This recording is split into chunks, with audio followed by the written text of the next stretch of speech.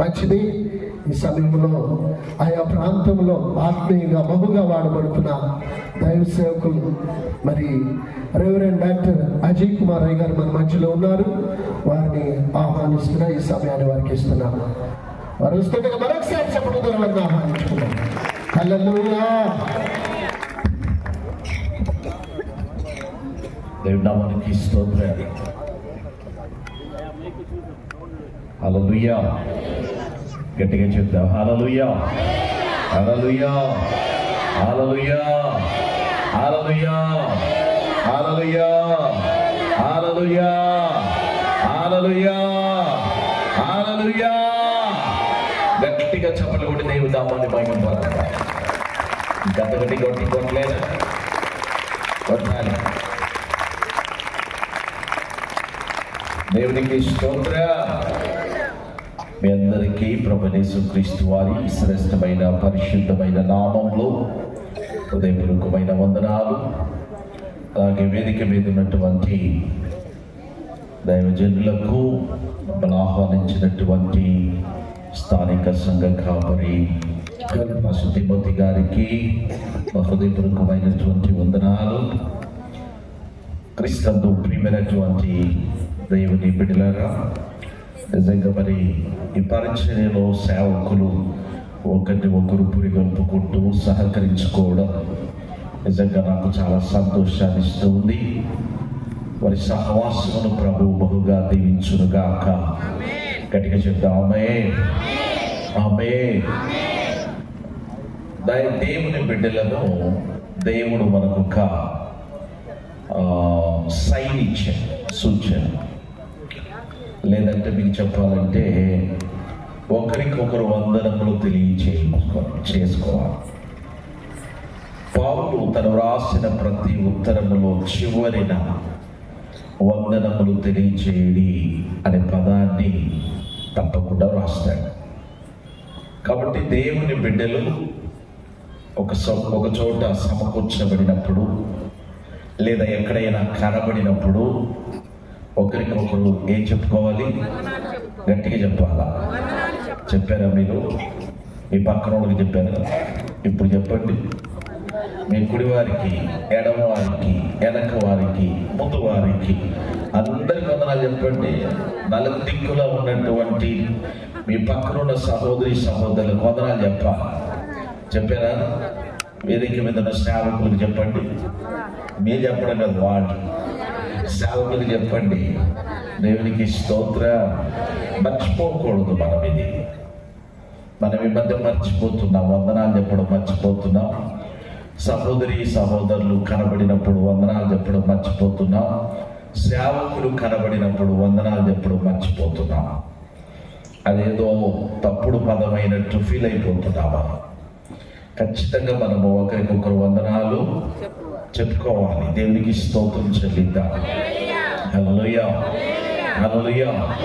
మంచిది ప్రియులారా, చిన్న ప్రార్థన చేసుకొని దేవుని యొక్క వాక్యంలోకి వెళ్దాం. అందరి కళ్ళు మూసుకున్నట్టయితే ప్రార్థన చేసుకుందాం. మహోన్నతుడైన ప్రియ పరలోకపు తండ్రి, కృప కలిగిన మా దేవ పరిశుద్ధుడా, మీకు స్తోత్రములు చెల్లిస్తున్నాం. శరాపులు, కెరూబులు, కోటాను కోట్ల దూతల సమూహము నిత్యము యెహోవా పరిశుద్ధుడు, పరిశుద్ధుడు, పరిశుద్ధుడు అని ప్రతి గానములతో స్తుతింపబడుచున్న ప్రియ పరలోకపు తండ్రి, మీకు స్తోత్రములు. మీ ప్రియ కుమారుడును మా ప్రియ రక్షకుడునైనటువంటి యేసుక్రీస్తు వారిని ఈ లోకమునకు పంపించి మా పాప శాప దోషములను నాయన మా మీద ఉన్నటువంటి నాయన అపవాది సంబంధమైన కట్లను తెంపివేసి మాకు విడుదలనిచ్చినందుకై స్తోత్రములు చెల్లిస్తూ ఉన్నా. మా తండ్రి, మమ్మల్ని ఒంటరిగా విడిచిపెట్టక, అనాథులుగా వదిలివేయక, మాతో నిత్యము ఉండడానికి ఆదరణకర్త అయిన పరిశుద్ధాత్ముని మాతో ఉండడానికి, మాలో నివసింప చేయడానికి పంపించినందులకై స్తోత్రములు చెల్లిస్తూ ఉన్నా. ఈ రాత్రికాల సమయంలో మీ దాసులకు ఇచ్చినటువంటి నాయన ఈ భారమైనటువంటి ఆలోచనను బట్టి మిమ్మల్ని స్తుతిస్తున్నాం. నాయన, మీ దాసులకు ఇచ్చిన ఆలోచన ఈ విధముగా ఈ స్థలములో మీ నామమును మహిమపరుస్తూ ఏర్పాటు చేయబడిన కూటముల ద్వారా మీకు మహిమను చెల్లిస్తూ ఉన్నా. ఎందు నిమిత్తమో ఏ ఆలోచనతో ఈ కూడికను ఏర్పాటు చేసుకున్నారో దానికి తగిన ఫలము, ప్రతిఫలము మీ దాసునికి దయచేయమని ప్రార్థిస్తున్నాం. మా తండ్రి మీకు వందనాలు. వినుచున్న ప్రతి ఒక్కరిని కూడా మీ స్వాధీనంలోకి తీసుకురమని ప్రార్థిస్తున్నాం. ఇక్కడ కూర్చున్న వారే కాదు, ఎండలో కూర్చొని వింటున్నవారు, ఆయా స్థలంలో కూర్చొని వింటున్నవారు, మా ప్రభు ప్రతి ఒక్కరిని ఈ ప్రాంతమంతటిని కూడా మీ స్వాధీనంలోకి తీసుకోండి. పరిశుద్ధాత్మ దేవా మీకు వందనాలు. ఏ హృదయంలో ఏ కార్యము జరిగించబోతున్నారు, ఏ మనుషులతో మీరు మాట్లాడబోతున్నారో మాకు తెలియదు. కాబట్టి నాయన రాత్రి కాలము మీ వాక్యము వెలువడుతూ ఉండగా నా తండ్రి ఆ దినమున లూదియా హృదయములు తెరవబడినట్లు ఈ రాత్రి కాలంలో మీ వాక్యము ద్వారా అనేక హృదయములు తెరవబడును గాక. పరిశుద్ధాత్మ దేవా మీకు వందనాలు. హృదయములోకి పశ్చాత్తాపము వచ్చును గాక. తాము చేస్తున్న పాపపు క్రియలను బట్టి, పాపపు ఆలోచనలను బట్టి, పాపపు తలపులను బట్టి, పాపపు నడవడికను బట్టి నాయనా వారి జీవితములలో ఈ పాపపు జీవితము చాలు అని నాయనా వారికి పశ్చాత్తాపము కలుగునట్లు పరిశుద్ధాత్మ తండ్రి మీరు దయచేయమని ప్రార్థిస్తూ ఉన్నా.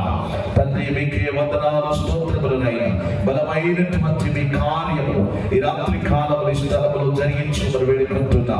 సమస్తములు మీ స్వాధీనమందు ఆధీనమందుకొని మహిమ పొందుకొనుమని యేసుక్రీస్తు వారి శ్రేష్టమైన పరిశుద్ధమైన నామములో ప్రార్థించి స్తుతించి అడిగి వేడుకుంటున్నాము తండ్రి. ఆమేన్.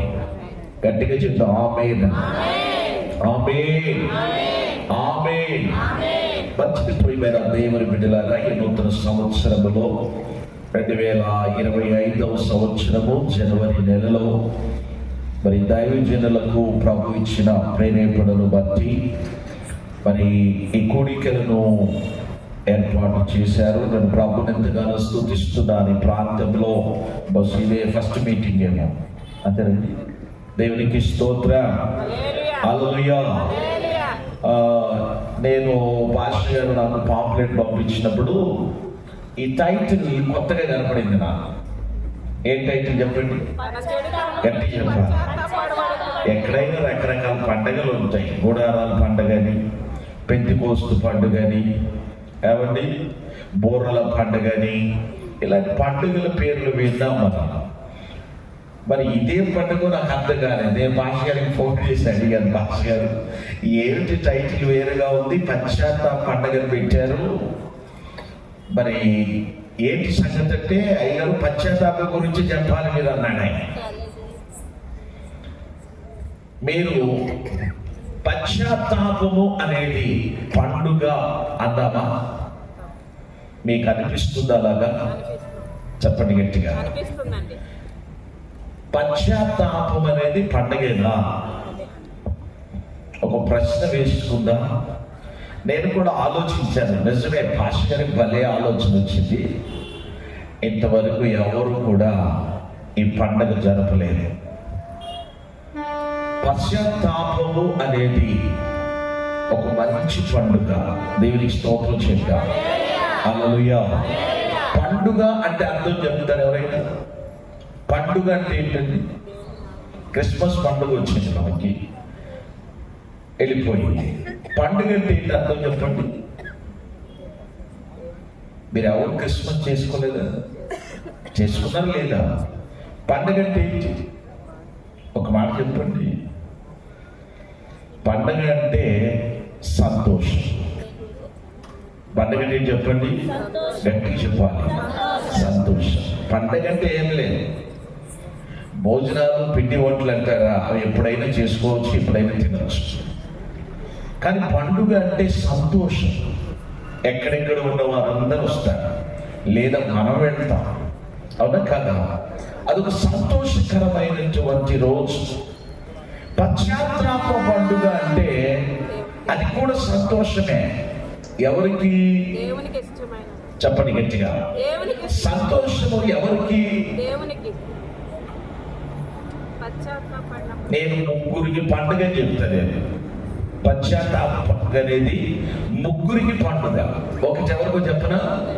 పాపములో ఉన్నవాడు పశ్చాత్తాపడి తన పాపమును ఒప్పుకొని యేసు ప్రభుని రక్షకుడిగా అంగీకరిస్తే వాడికి పండుగ. అంతేనా కదా? చెప్పాలి గట్టిగా, అతనికి పండుగ. రెండవది, అతని కుటుంబానికి పండుగ. ఎవరు చెప్పండి? గట్టిగా చెప్పాలా? ఒకటి, రక్షించబడి పశ్చాత్తాపడిన వాడు, పశ్చాత్తాపడి ప్రభువును అంగీకరించిన వాడికి పండుగ. ఎందుకంటే వాడు పాపం జోలికి వెళ్ళదని తీర్మానం చేసుకుంటాడు. రెండవది, కుటుంబానికి పండుగ. ఎందుకంటే ఈ పాపములో జీవించే వారి వాళ్ళ కుటుంబానికి ఎంత దుఃఖమో, ఎంత నష్టమో. కాబట్టి ఆ కుటుంబంలో పాపములో ఉన్నవాడు రక్షించబడ్డానికి నేను పాపము చేయడానికి ఒప్పుకున్నప్పుడు నిజంగా కుటుంబానికి పండగే. దేవునికి స్తోత్రం చెప్తా. మూడవది, సంఘానికి పండుగ.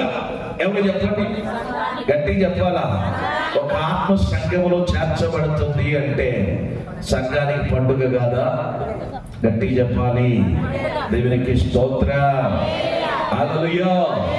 అలాగున ఈ పశ్చాత్తాప పండుగ పాపములో జీవిస్తున్న వారి జీవితాలలో బలమైన కార్యము జరిగించుగాక. గట్టిగా చెప్తా. ఆమేన్. క్రీస్తు ప్రియమైన దేవుని బిడ్డలారా, మానవుడికి పశ్చాత్తాపం ఎప్పుడు వస్తుంది? అసలు మానవుడి యొక్క జీవిత విధానం ఏమిటి? మానవుడు ఎప్పుడు తన పాపమును గురించి తెలుసుకుంటాడు? అసలు మానవుడి యొక్క స్థితి ఏమిటి? మనం కొద్దిగా ధ్యానం చేసుకుందాం. అసలు మానవుడి యొక్క పోలిక ఏమిటి? మానవుడు ఎక్కడి నుండి వచ్చాడు? ఈ పాపం ఎందుకు చేస్తున్నాడు? ఈ పాపములు ఎందుకు మునిగి తేలుతున్నాడు? ఈ పాపములకు ఎందుకు బానిసయ్యాడు? ఈ పాపపు ఉచ్చులో, ఈ పాపపు ఊబిలో ఎందుకు మునిగిపోతున్నాడు? ఈ పాపములో ఉంటూ కుటుంబాన్ని, తన జీవితాన్ని, తన బ్రతుకును ఎందుకు పాడు చేసుకుంటున్నాడు? ఈ మానవుడి యొక్క పాపపు జీవితానికి ఇక అంతం లేదా? క్రీస్తు ప్రియమైన దేవుని సంగమా, ఈ రాత్రి కాలంలో కొంత సమయము మనం వివరణ తెలుసుకుందాం. మానవుడిని దేవుడు ఏదెను వనంలో తయారు చేశాడు.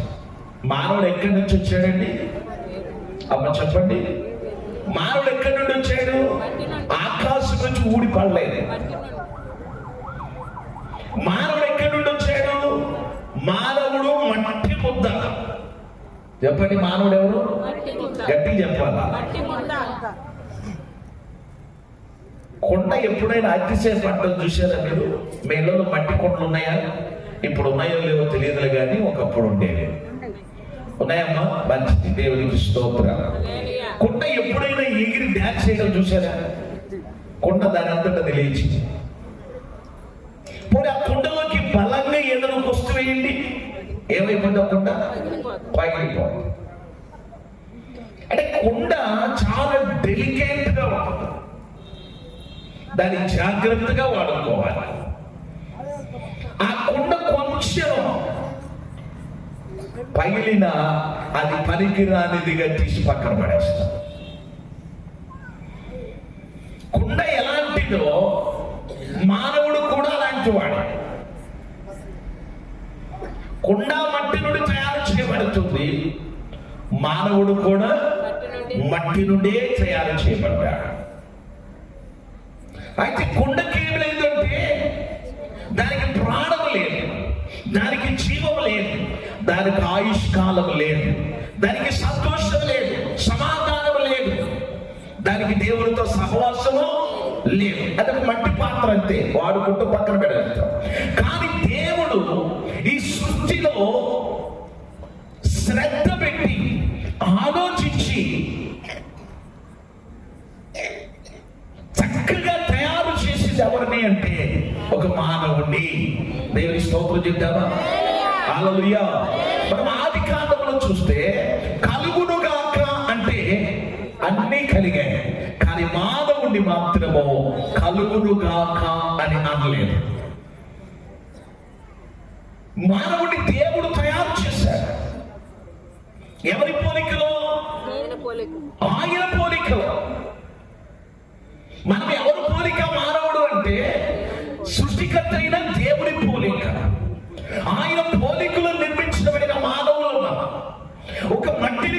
తీసుకొని, మట్టి ముద్దను తీసుకొని, ఆ మట్టి ముద్దను దేవుడు తన స్వహస్తాలతో రూపించి వారి నాసికారంధ్రములో జీవవాయువు ఊదగా ఒక జీవించే ప్రాణిని.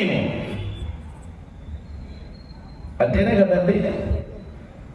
నీ యొక్క అతిశయమో, నీకున్నటువంటి ఆశలన్నీ కూడా ఆ ఊపిరి ఉన్నంత వరకే. ఆ ఊపిరి నీలో నుండి వెళ్ళిపోతే నువ్వు డమ్మివి. కుండనైనా తీసి అక్కడ పడేస్తాడేమో కానీ నిన్ను అక్కడ పడేయడానికి ఎవడు ఒప్పుకోడు. కాబట్టి ఈ మట్టి శరీరంలో దేవుడు జీవమును పంపించడం ద్వారా ఈ మట్టి మొత్తకు దేవుడు విలువనిచ్చాడు. ఈరోజు మనం మర్చిపోతున్నాం. ఈరోజు మానవుడు అనుకుంటున్నాడు నాకేం పర్వాలేదు అనుకుంటున్నాడు. ఆ పర్వాలేదు అనే గర్వం వచ్చినప్పుడే 2021 భయంకరమైన తెగులు వచ్చింది. పిట్టలు పిట్టలాగా రాలిపోయారా లేదా చెప్పండి. ఊపిరి పీల్చుకోవడానికి లక్షలు పోశారు. దేనికి పోశారండి? గట్టి చెప్పాలా? గాయాలు కట్టుకోవడానికి కాదు, ఆపరేషన్ చేయించుకోవడానికి కాదు. దేనికి? ఊపిరి పీల్చుకోవడానికి. ఊపిరి పీల్చుకోవడానికి ఆక్సిజన్ కోసము కొన్ని లక్షల రూపాయలు ఖర్చు పెట్టారు. నేను బ్రతకాలి అంటే ఎలా బ్రతుకు? తిండి కాదంట. ఏం దొరకాలి నీకు? క్రీస్తు ప్రియమైన దేవుని బిడ్డలారా, మానవుడికి జీవవాయువును ఊదగా వాడు జీవించు ప్రాణి ఆయన. ఆ మానవుడిని తీసుకొచ్చి దేవుడు ఏదేను వనంలో పెట్టి సేద్యం చేసుకోవాలన్నాడు. ఒంటరి వాడైన మానవుడితో దేవుడు సహవాసము మొదలుపెట్టి ప్రతిరోజు దేవుడు ఆ మానవుడితో మాట్లాడుతూ, నడుస్తూ, సహవాసము చేస్తూ, ఆ మానవుడితో సంగత్యము చేస్తున్నాడు. సృష్టికర్త అయిన దేవుడు ఏదేను వనంలో ఆ మానవుడితో చెప్పాడు, ఈ తోటలో ఉన్న పండ్లన్నీ తినను, కానీ ఆ పండు మాత్రమో తినొద్దు. ఆ పండు తినమునా నువ్వు ఏమైపోతావు? తట్టి చెప్పాలా? చచ్చిపోతా. క్రీస్తు ప్రియులారా, ఎక్కడి నుంచి వచ్చింది పాపం చెప్పండి? మానవుడి నుండి. ఏ మానవుడు? ఆది మానవుడు. ఏదేను వనములో ఉన్న ఆది మానవుడైన ఆదాము దేవుని యొక్క మాటను అతిక్రమించడము ద్వారా, తినవద్దు అన్న పండును తినడము ద్వారా మానవుడి యొక్క ఏమొచ్చింది? పాపము. ఈ అతిక్రమింప చేసింది ఎవరు? ఈ పండును తిను అని తినిపించింది ఎవరు? చెప్పండి గట్టిగా, గట్టిగా చెప్పాలా? మీరు కాదు, అవ్వు కాదు. ఎవరు? అపవాది. ఈరోజు మానవుడి చేత పాపము చేయిస్తుంది ఎవరో తెలుసా? అపవాది. మానవుడి పాపపు సంఖ్యలలో, పాపపు ఉచ్చులో పెట్టి వాడి చేత పాపము చేయిస్తూ కుటుంబాన్ని పట్టణంలోకి నడిపిస్తున్నది ఎవరు? మనం అంటారు కాదండి అంట. మా అబ్బాయిని పాడు చేస్తుంది ఎవరు? చెప్పండి. అది వాడండి. మా ఆయన్ని పాడు చేస్తుంది ఈడండి అంట. నేనంటాను వాడు వీడు కాదు, పాడు చేస్తున్నవాడు ఒక దొంగ, వాడు హంతకుడు. యోహాను సువార్తలో ప్రభువు సెలవిస్తున్నాడు, వాడు ఏమై ఉన్నాడు? వాడు దొంగ. వాడు నాశనమును, హత్యను జరిగించడానికి వచ్చాడు. వాడు దొంగ కనుక వాడు దొంగతనం చేస్తున్నాడు. వాడు దోచుకుని వెళ్తున్నాడు. ఏం దోచుకెళ్తున్నాడు తెలుసా? ఏం దోచుకెళ్తున్నాడు? మానవుడికి తెలియట్లేదు. ఈ రోజు నీ యొద్ద నుండి వాడు చాలా దోచుకు వెళ్తున్నాడు. దేవుడితో సహవాసము చేస్తున్న మానవుణ్ణి, దేవుడితో సంతోషంగా ఉన్నటువంటి మానవుణ్ణి పాప పాపపు ఉచ్చులోకి లాగినటువంటి వాడు అపవాది. అతను వెళ్ళి అవ్వను ప్రేరేపిస్తే అవ్వ వెళ్ళి ఆదామును ప్రేరేపించి తినకూడదు అన్న పండుని తిని దేవుని యొక్క సహవాసములో నుండి, దేవుని యొక్క తోటలో నుండి, దేవుని మార్గములో నుండి వెళ్ళగొట్టబడ్డాడు మానవుడు. క్రీస్తుకు ప్రియమైన దేవుని బిడ్డలారా, వెళ్ళిపోయిన ఆ మానవుడు నేటి వరకు పాపములోనే బ్రతుకుతున్నాడు. ఈ పాపములో బ్రతుకుతున్న మానవుడు ఎప్పుడు తన పాపముల గురించి తెలుసుకుంటాడు? ఎప్పుడు పాపమును ఒప్పుకుంటా? ఎప్పుడు పాపము జీవితాన్ని వదిలించుకుంటా? పాపము అంటే ఆజ్ఞాతిక్రమమే పాపము. ఇక దాని కింద అన్ని కూడా,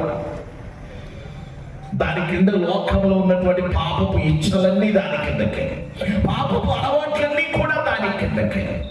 నిన్ను బాధపరిచేవి, దేవుని దుఃఖపరిచేవి, దేవునికి నీకు వ్యతిరేకముగా, దేవునికి నీకు మధ్యలో అడ్డుగా వచ్చే ప్రతి విధమైనటువంటి లోకానుసారమైన పాపపు సంబంధమైన అలవాటు, దేవుని దుఃఖపరుస్తున్నటువంటి ప్రతి ఆలోచన పాపమే.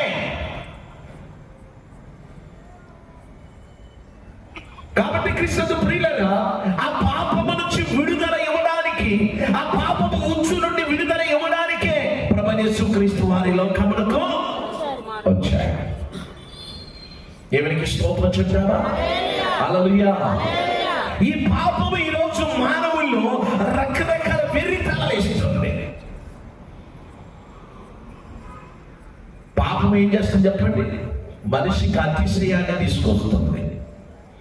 పాపం ఏం చేస్తుందండి? అతిశయం అంటే గర్వము. గర్వం ఒక పాపము కాదా? చెప్పండి. గర్వం ఏంటి? పాపము. గర్వపు మాటలు పాపము కాదా? గర్వపు తలపులు, గర్వపు ఆలోచనలు ఈరోజు మనిషిని గర్వము పనిచేస్తారు. జాగ్రత్త ప్రియమైన దేవుని బిడ్డలారా, ఒకవేళ ఈ రాత్రి కాలంలో నీ దగ్గర గర్వపు మాటలుంటే, గర్వపు ఆలోచనలుంటే, నాకంటే ఈయనంత, నాకంటే ఈయనంత, నాకంటే ఈయన పరిచర్య ఎంత, నాతో పోలిస్తే నా పక్కన కూర్చుంటాడా అనే ఆలోచన నీకుంటే రాత్రి దాన్ని వదిలిపెట్టేసి, నేను, నాకు, నాకంటే అనే పదము అపవాది కలుగు చేసేది. దేవునికి స్తోత్రం చెప్తారా? హల్లెలూయా. నేను ఇద్దరు ముగ్గురు పశ్చాత్తాపపడినటువంటి వ్యక్తులను చూపించి ఆ సమయాన్ని ముగిస్తారు. 2వ రాజుల గ్రంథం 5వ అధ్యాయంలోకి వెళితే అక్కడ నయమాను అనేటువంటి ఒక వ్యక్తి ఉంటాడు. 2వ రాజుల గ్రంథం 5వ అధ్యాయం మొదట్లో చూస్తే సైన్యాధిపతి అయిన నయమాను అను అక్కడ ఉండెను. ఒకడున్నాడు. చేత యెహోవాయే సిరియా దేశమునకు జయము కలుగు చేసి ఉన్నాడు. అతడు తన యజమానునికి దృష్టిగనుడై దయ పొందిన వాడాయను. అతడు మహాపరాక్రమశాలి అయి ఉండెను. కానీ అతడు కుష్ఠరోగి. ఏమై ఉన్నాడు? గట్టిగా చెప్పాలా? ఇతడు మహాపరాక్రమశాలి, సిరియా దేశానికి సైన్యాధిపతి. ఎక్కడికి వెళ్ళినా యుద్ధంలో విజయమే. బయట ఎంత పేరో, ఎంత హోదాలో, రాజు తరువాత నెక్స్ట్ ప్లేస్ అంటే రాజు కూడా అతని బహుగా ప్రేమిస్తున్నాడు. భౌతికంగా చూస్తే అతడు చాలా గర్వపడుతున్నాడు. యుద్ధంలో గెలిచి వస్తుంటే నయమానుకు చెయ్యంటుందా? హృదయం ఏమవుతుంది చెప్పండి? గట్టిగా చెప్పాలా? హృదయము ఉప్పొంగిపోతుంది. చెప్పలేనంత సంతోషము, ఎంత ఘనత, ఎంత కీర్తి, ఎంత పేరు సిరియా దేశంలో నయమాను అంటే రెండవ రాజు. కానీ అందరికి ఏముంది? గట్టి చెప్పాలి, కుష్ఠరోగం ఉంది అతనికి. ఎన్ని ఉన్నా హృదయంలో నెమ్మది లేకపోతే అంత సున్నాయే. అవునట్టు కాదా? మనం ఈరోజు అనుకుంటాం, నా మట్టుకు నేను చెప్తున్నానంటే వినండి. ఈ పూరింట్లో గుడిసెలో ఉండేవాళ్ళు అనుకుంటారు, ఆ డాబాలో ఉండేవాడు చూసేవా ఎంత హ్యాపీగా ఉన్నాడు అనుకుంటారు. అవునండి, అనుకుంటారు లేదా? కానీ మీకు చెప్పనా, పూరింట్లో ఉండే సుఖము డాబాలో ఉండదు. మీరు అనుకుంటారు కానీ వాడికి ఉండే సమస్యలు వాళ్ళకు ఉంటాయి. అవునా? బయటకు కనబడదు. ఎంత ఉన్న హృదయంలో నెమ్మది లేకపోతే అదంతా కూడా వ్యర్థమే. క్రీస్తు ప్రియమైన దేవుని బిడ్డలారా, ఈరోజు మనం మన పక్కన వారితో పోల్చుకుంటాం. వాళ్ళు చూసావా ఎంత బాగా దీవించబడుతున్నారు, వారు ఎంత ఉన్నతమైన స్థితిలో ఉన్నారు, వారికి ఏమండి అంటాం. క్రీస్తు ప్రియమైన, నీకు తెలియదు వారి ఇంటిలో ఉన్న సమస్యలు ఏమిటో, నీకు తెలియదు వారి ఇంట్లో ఉన్నటువంటి అసమాధానం ఏమిటో, నీకు తెలియదు వారి ఇంట్లో వారు పడుతున్నటువంటి పరిస్థితులు ఏమిటో, నీకు తెలియదు వారి ఒంటిలో ఉన్న రోగం ఏమిటో. ఈ రోజు పనికి వెళ్తున్నావు, 1000 రూపాయలు 500 తెచ్చుకుంటున్నావు, ముందు తెచ్చున్నావు, హ్యాపీగా పడుకుంటున్నావు. అంతేనా కాదా? చెప్పలేనమ్మా. పనికి వెళ్తున్నావు, 500 తెచ్చుకుంటున్నావు, ఏ పచ్చడి పొంచారు ఏదో దాచుకుంటున్నావు, ముద్ద తెచ్చున్నావు, ప్రభువానికి స్తోత్రం పడుకుంటున్నావు. వాళ్ళకంట కుదరదుగా? కుదురుదా? చెప్పండి. వారికి చెప్పాలా, ఇదిగో ఈ పోటీ తింటేనే నువ్వు బతుకుతావు, ఈ పోటీ తాగితేనే బతుకుతావు, ఇది తిన్నావు. ఎంతున్న కడుపు నిండా తినే భాగ్యం లేదు వాళ్ళకి. అవునా కాదా? ఎంతున్న కళ్ళకు ఇష్టమైనది, కడుపుకి ఇష్టమైనది తినేటువంటి భాగ్యం లేదు వాళ్ళకి. దేవుని నీకు ఇచ్చాడు. దేవుని స్తోత్రం చేద్దామా? హల్లెలూయా. లోకమునకు చూస్తే లోకముల వాళ్ళకి ఏమండి అంటావేమో. నయమాను కూడా ఏమండి, ఆయన గొప్ప సైన్యాధిపతి అంట. కానీ లోపల ఏముంది? గట్టి చెప్పాలా, కుష్ఠరోగమే ఉంది. దాంతో పాటు ఇంకేందో తెలుసా? గర్వం ఉంది అతనికి. అందరూ నా కాళ్ళకు మొక్కాలి, అందరూ నా దగ్గరకు రావాలి, అందరూ నాకు నమస్కారము చేయాలి. ఎందుకంటే నేను ఎవరిని చెప్పాలా? నేను నయమాను సిరియా దేశములకు సర్వ సైన్యాధ్యక్షుడిని. ఎవరైనా సరే నా దగ్గరకు వచ్చి నా కాళ్ళ దగ్గర మోకరించాల్సిందే. మరి రోగము చెప్పండి, కనబడుద్దా? చెప్పాలి, కనపడదు. లోపల కుళ్ళిపోతా ఉంది శరీరం, లోపల కుళ్ళిపోతూ కప్పు కొడతా ఉంటే బయటికి దాని మీద ఒక వస్త్రాన్ని తొడుక్కొని ఇతరుల ముందు డబ్బాలు కొడుతుంటాం కొన్నిసార్లు. ఎందుకు వచ్చింది కుష్ఠరోగం? కుష్ఠరోగం ఎందుకు వచ్చిందండి? కుష్ఠరోగం పరిశుద్ధ గ్రంథంలో మొదట ఎవరికి వచ్చింది? సంఖ్యాకాండం 13లో ఉంది. మిరియాముకు వచ్చింది కదా. మిరియాముకి ఎందుకు వచ్చింది? మిరియాకి ఎందుకు వచ్చింది? వీడేనా అద్భుతాలు చేసేది? ఎవడే ఎవడి అసలు? వీడిని నేను తీసుకొచ్చి అమ్మకి ఇచ్చాను. ఈడేదో అదృష్టం బాగుండి పెద్దోడయ్యి ఈరోజు ఇశ్రాయేలీకి ఏదో చేస్తాడే. వీడి ద్వారా నేను అద్భుతాలు చేసేది. వీడే పోయి ఆ విజ్ఞానస్తుని పెళ్లి చేసుకున్నాడు అని మోషేను గురించి ఏం చేస్తున్నారంట? సనుగుతున్నారు. అది దేవునికి ఇష్టం లేని పని. అపవాది వారి నోట నుండి ఇష్టము లేని మాటలను పలికించడం ద్వారా, తమను తాము హెచ్చించుకోవడం ద్వారా మిరియాముకి ఏమొచ్చింది? గట్టిగా చెప్పాలా?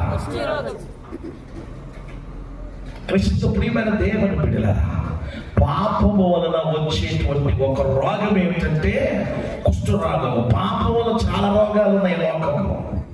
పాపం వల్ల ఏమున్నాయి? చాలా రోగాలు ఇతని కూడా కుష్ఠరోగమే. ఎన్నో మందులు వాడాడు, ఎన్నో దేశాలకు వెళ్ళాడు, ఎంతో మంది వైద్యులు చేశాడు, ఎంతో ఖర్చు పెట్టాడు. రోగం పోయిందా? చెప్పాలి, పోలేదు. రోగమునకు మందే లేదు. ఆ రోజుల్లో కుష్ఠరోగానికి మందే లేదు. రెండోది, కుష్ఠరోగం వచ్చిన వాడు సమాజం నుండి వెళ్ళగొట్టబడతాడు. వాడి ఇంటిలో ఉండడానికి వీళ్ళే. ఎందుకంటే కుష్ఠరోగం అంటు రోగం. అది ఈరోజు కుష్ఠరోగం ఉందంటారా లేదా? చెప్పాలి, వద్దా? కుష్ఠరోగం ఏంటండి? అంటు రోగం. కుష్ఠరోగం ఏంటమ్మా? అంటు రోగం. ఈరోజు శారీరకమైన కుష్ఠరోగం లేదు, కానీ కనబడనటువంటి అంటువేదం వచ్చింది మనకి. చెప్పంటారా? అసూయ. ఏం చెప్పండి? అసూయ కనబడుతుందండి. అసూయ ఏమైపోయింది ఈరోజు? కుష్ఠరోగంలో కోరికేస్తా ఉంది. కనబడదు అది. దాని ఎక్కడ కూడా ఏ డాక్టర్ కూడా రికగ్నైజ్ చేయలేదు. ఏ స్కానింగ్లు కూడా బయటకు రాదు కొన్ని రోగాలు. అందులో రోగం ఏంటంటే అసూయ. ఇది క్రైస్తవుడు ఉండకూడదు. దేవునికి స్తోత్రం చెప్తామా? హల్లెలూయా. నీ పొరుగువాడు, నీ సహోదరుడు దీవించబడుతున్నాడు అంటే, ప్రభువా నీకు స్తోత్రం, నా సహోదరుడు ఇంకా దీవించు, నా సహోదరుడు ఇంకా దీవించు, నా సేవకుడు ఇంకా దీవించు. భాషగా భారీ డ్రెస్ చేసాడు, గంజి బట్టలు. ఇక్కడికి వచ్చినప్పుడు ఏముందండి మీకు? ఏం లేదు. కొంతమంది ఫోకస్ అంతా ఎవరి మీద ఉంటుంది? చెప్పాలా? పక్కవారి మీదే.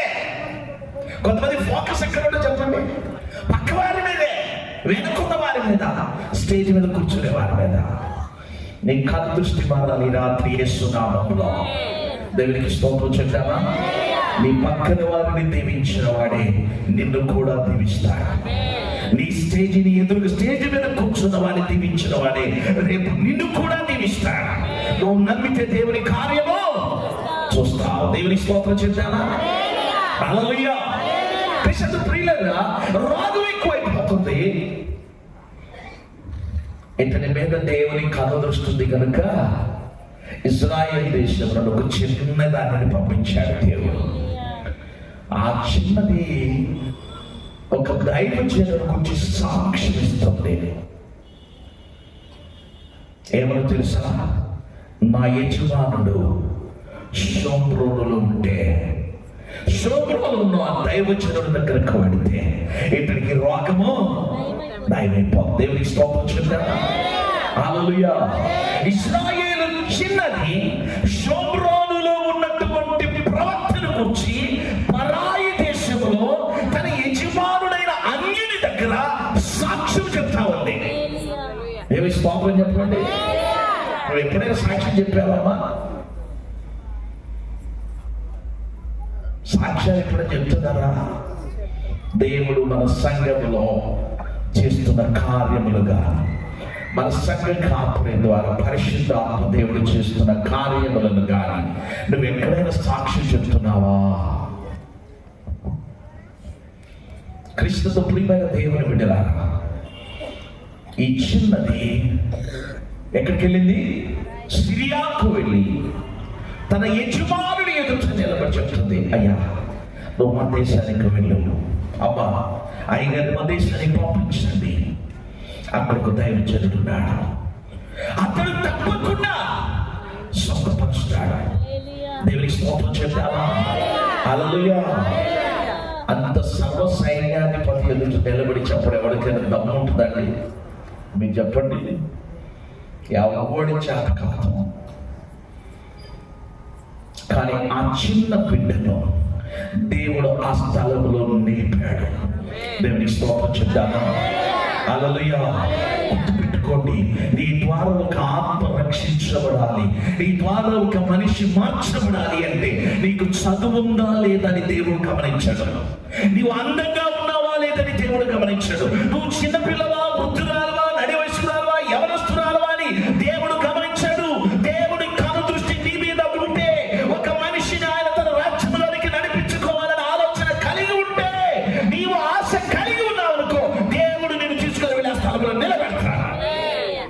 స్తోత్రం చెప్పండి. హల్లెలూయా. కొంతమంది అంటారు, నేను చదువుకోలేదండి, ప్రార్థన రాదండి. ప్రార్థనకు చదువుకి ఏమైనా సంబంధం ఉందమ్మా? చెప్పాలి మీరు. అపోస్తలులు కూడా చదువులేని పామరులే కాదా? కానీ వారి ద్వారా దేవుడు అద్భుతాలు చేశాడు. దేవుడు కార్యము చేయాలి అంటే చదువు కాదు, ఆశ ఉండాలి హృదయంలో. ఆశ ఉంటే దేవుడు అద్భుతాలు చేస్తాడు. నీకు ఆశ ఉందనుకో, ప్రభువా పలానా వ్యక్తికి నేను సువార్త చెప్పాలి, పలానా వ్యక్తిని పాదముల చెంతకు నడిపించాలని ఆశ నీకుంటే ప్రభు నేను తీసుకెళ్ళి అక్కడ కూర్చోబెడతాడు. ఏమి స్తోత్రం చూసారా? హల్లెలూయా. ఒక చిన్న దాని మాట విని ఈ వ్యక్తి ఎక్కడికి వచ్చాడు? సిరియా నుండి బయలుదేరి షోమ్రోనుకు వచ్చాడు. నేను అంత వివరంగా చెప్పాను, సమయం చాలు. వచ్చిన తర్వాత ఎలా వచ్చాడు? సైన్య పరివారంతో వచ్చాడు. సైన్యాధిపతి కదా, హంగు ఆర్భాటంతో వచ్చాడు. ఇక్కడ వచ్చేటప్పటికి దైవజనుడు ఎలీషా ఏం చేస్తున్నాడు చెప్పండి? ఆయన గదిలో కూర్చొని ప్రార్థన చేసుకుంటున్నాడు. వచ్చాడు, నిలబడ్డాడు, పనివాడు వెళ్ళాడు. అయ్యా నయమాన్ వచ్చాడు. ఈ 5 అధ్యాయంలో చదవడం మీకు అర్థమవుతుంది. సిరియా సైన్యాధిపతి అయిన నయమాన్ వచ్చాడు. మీరంతా వచ్చి ప్రార్థన చేయండి అన్నాడు. ఎలీషా ఏమన్నాడు? అవునా, నయమాన్ గారు వచ్చినా అని పరిగెత్తుకుంటూ వచ్చాడా? చెప్పండి గట్టిగా. పొర్రపాటును కూడా రాలా, పొర్రపాటును కూడా రాలా. సిరియా దేశపు సైన్యాధిపతి నయమాన్ వచ్చాడంటే ఎలీషా కించిత్తు కూడా కదలలేదు. ఏమన్నాడు తెలుసా? ఏమన్నాడు? చూడక మార్చదు, అతన్ని నా యొద్దకు రానిమ్ము అని రాజు నాకు వర్తమానము చేసెను. కాదు, 10వ వచనం చదవండి. ఎలీషా, నీవు యొర్దాను నదికి పోయి 7 మార్లు స్నానము చేయము, ఆ నీళ్లు మరలా బాగై నీ ఒళ్ళు మరలా బాగై నువ్వు శుద్ధుడు అని అతనితో చెప్పుటకు దూతను పంపాడు. ఎవరు పంపాడు? గట్టిగా చెప్పాలా? అబ్బాయి రాలాయన. నయమాన్ వచ్చి ఎక్కడ నిలబడ్డాడు? ఎలీషా యొక్క ఇంటి ద్వారము ముందు నిలబడ్డాడు గుర్రం మీద. అంతే కదా, ఎక్కడ నిలబడ్డాడు? ఎలీషా గారి ఇంటి ముందు గుర్రం మీద నిలబడ్డాడు. కబురు పెట్టాడు లోపలికి, అయ్యా నయమాన్ వచ్చాడు, కుష్ఠరోగం వచ్చిందంట, మీరు బాగు చేస్తారని మీ దగ్గరకు వచ్చాడు, ఒక చిన్న ప్రార్థన చేయండి అన్నాడు. ఎలీషా వచ్చాడా? రాలేదు. ఎవరు తెలుసా? వెళుతూ యోర్దాను నదిలో 7 మార్లు మునిగి వెళ్ళిపోమని చెప్పన్నాడు. అని ఆయన కూడా చెప్పలేదు, దూత చేత పంపించాడు. ఈ మాటకి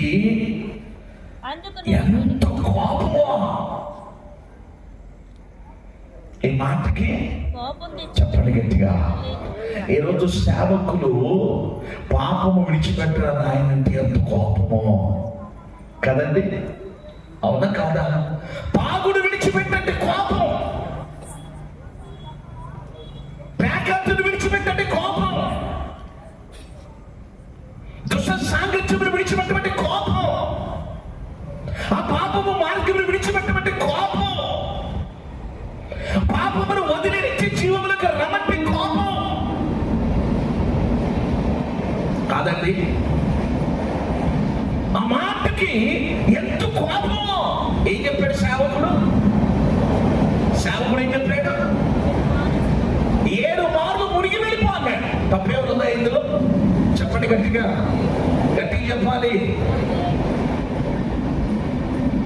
సేవకుడు నీ మేలు కోరుకుంటాడు, సేవకుడు నీ క్షేమము కోరుకుంటాడు, సేవకుడు నీ ఆరోగ్యాన్ని కోరుకుంటాడు. సేవకుని మాటను తృణీకరిస్తారు చాలా. నేను ఎట్లా పోతే ఆయనకి ఎందుకు అంటాడు ఒకడు. ఏమంటాడు చెప్పండి? నేను ఎట్లా పోతే ఆయనకి ఎందుకు అంటాడు? కొంతమంది సేవకుని మాటను ఇష్టపడరు. ఇప్పుడు ఈయన కూడా అదే మార్గంలో ఉన్నాడు. ఎవరు? నయమాన్ అంటున్నాడు. ఎంత కోపం వచ్చిందో తెలుసా? ఆ కిందకు వచ్చిన 11 చదవండి. ఏం తెచ్చుకున్నాడు? గట్టిగా చెప్పాలా? ఎంత కోపమో! దేవుడు అంటున్నాడు కయ్యను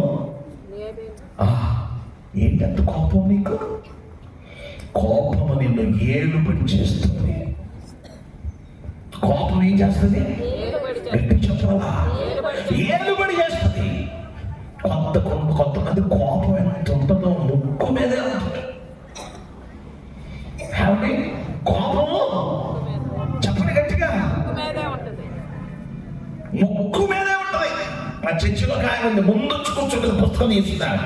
ప్రతి వారం ప్రతి రోజు పాఠం ఇవ్వాల్సింది. దానికి మిగతా వాళ్ళు ఏమైపోతారు చెప్పండి? ఇక నేను చెప్పాను, ఒక వారం ఈమెకి ఇవ్వండి, ఒక వారం పక్కానికి ఇవ్వండి అన్న. సరే వచ్చింది, పుస్తకం తీసుకుని కూర్చున్నా. ఆ రోజు పార్టీలా ఎంత కోపం వచ్చిందో తెలుసానికి. కొంతమంది కోపం పాట ఇవ్వకపోతే మాస్టర్ గారు చెప్పండి మాట్లాడగానే కోపంతోనే చంపేస్తాం.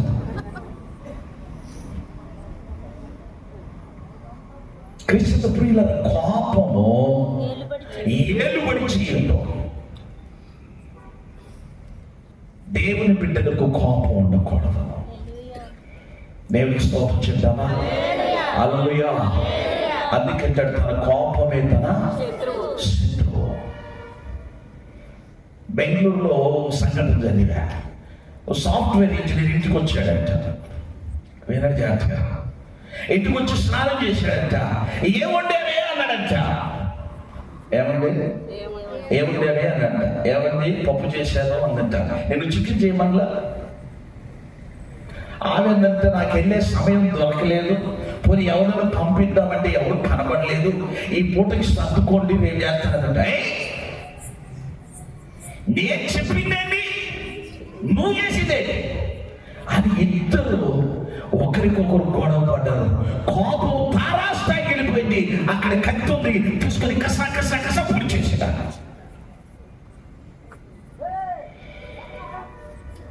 పొడి చేసిన కాసేపు కోపం తగ్గిపోయింది. భార్య ఎక్కడ ఉంది ఇప్పుడు? చెప్పండి గట్టిగా. రక్తపు మడుగులో చచ్చిపోయింది.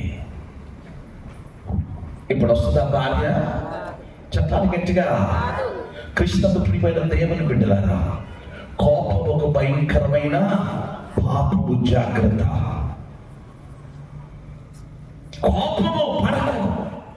పౌలు అంటాడు కోపపడుడి కానీ గట్టి చెప్పాలా. యేసు ప్రభువు కూడా కోపడ్డాడు. ఎక్కడ చెప్పండి? శృంగారపు దేవాలయంలో నా తండ్రి ఇంటిని మీరు వ్యాపారపు ఇల్లుగా చేశారు. ఎందుకు కోపడ్డాడు ఆయన? పాపం చేస్తున్నారు అక్కడ. పాపము విషయంలో కోపడ్డం తప్పు లేదు. గుర్తుపెట్టుకోండి, పాపం చేస్తున్నాడా కోపడండి. కానీ నీ కోపము సాయంకాలం వరకు నిలిచి ఉండకూడదు. దేవునికి స్తోత్రం చేద్దామా? దేవుడు కూడా ఇశ్రాయేలీయులను కోపిస్తూనే ప్రేమించాడు, కోపిస్తూనే ఆహారం పెట్టాడు, కోపిస్తూనే నడిపించాడు, కోపిస్తూనే వారితో ఉన్నాడు. దేవునికి స్తోత్రం చేద్దామా? హల్లెలూయా. విడిచిపెట్టేశాడా దేవుడు? కోపపడుడి కానీ పాపము చేయొద్దు. నువ్వు కోపడి వెళ్ళిపోతే నష్టం ఎవరికి? నీకే కదా. సేవకులకి ఏమన్నా నష్టమా? సంఘానికి ఏమన్నా నష్టమా? చెప్పండి. నయమాను కోపడి వెళ్తున్నాడు, నష్టం ఎవరికి? నీకే. రోగం తగ్గాలిగా. 100 కిలోమీటర్లు ప్రయాణం చేసి వచ్చావు, రోగం కుదుర్చుకోవాలనుకున్నావు. సేవకుడు ఏం చెప్పాడు? 7 మార్లు మునగమన్నాడు. మునిగితే పోతుంది కదా. ఎంత కోపమో! చాలా కోపంతో వెళ్ళిపోతున్నాడు. సిరియాలోని నదుల కంటే యోర్దాను ఏమైనా శ్రేష్టమైందా? అక్కడ శ్రేష్టమైన నదులు లేవా? అక్కడ నదులుంటే ఉండొచ్చేమో, కానీ దైవజనుడు లేడుగా. అవునా కాదా?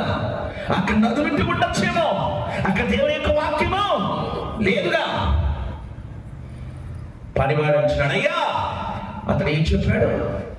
నాయనా, ఆ ప్రవక్త ఏదైనా ఒక గొప్ప కార్యం చేయమని నియమించిన ఎడల నీవు చేయకుందువా? అయితే స్నానం చేసి శుద్ధుడు కమ్మన మాట దానికంటే మేలు కాదా అని చెప్పినప్పుడు అతడు పోయి దైవజనుడు చెప్పినట్లు యోర్దాను నదిలో 7 మార్లు మునగగా అతని దేహము పసిపిల్ల దేహం వలె ఆయను. ఏమైంది?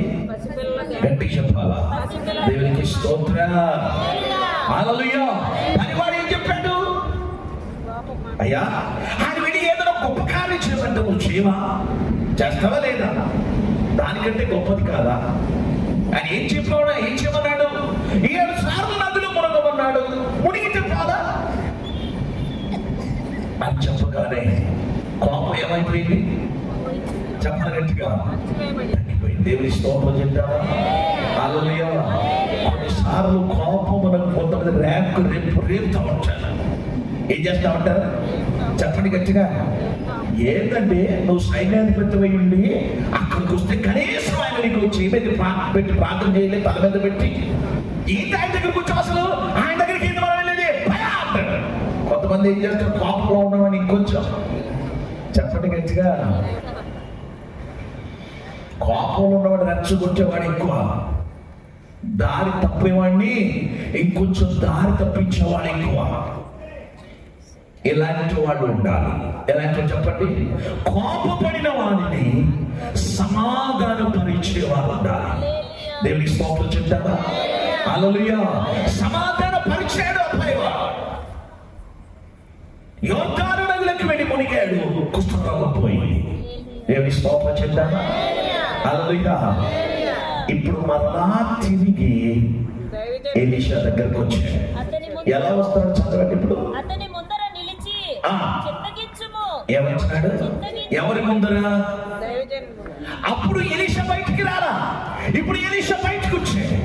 అందుకన్నా అప్పుడు నైవాను గుర్రం దిగలా, ఇప్పుడు గుర్రం దిగాడు. వెళ్ళండి జాగ్రత్తగా. అప్పుడు నైవాను గుర్రం మీద ఉన్నాడు, ఎలీషా బయటికి రాలా. ఇప్పుడు నైవాను గుర్రం దిగి నడిచొస్తున్నాడు, ఎలీషా ఇంట్లో నుంచి బయటకు వచ్చాడు. ఇప్పుడు నైవాను నుంచి చేతులు కట్టుకున్నాడు. దేవుని స్తోత్రం చెప్పండి. హల్లెలూయా.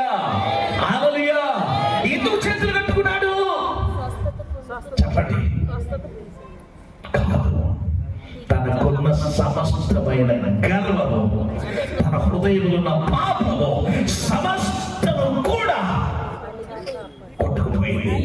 దేవుని స్తోత్రం చెప్తావా? హల్లెలూయా. ఇప్పుడు ఎలా వస్తున్నాడంటే పశ్చాత్తాప హృదయంతో వస్తున్నాడు. అయ్యో నేను ఈ సేవకున్నా మాట్లాడింది,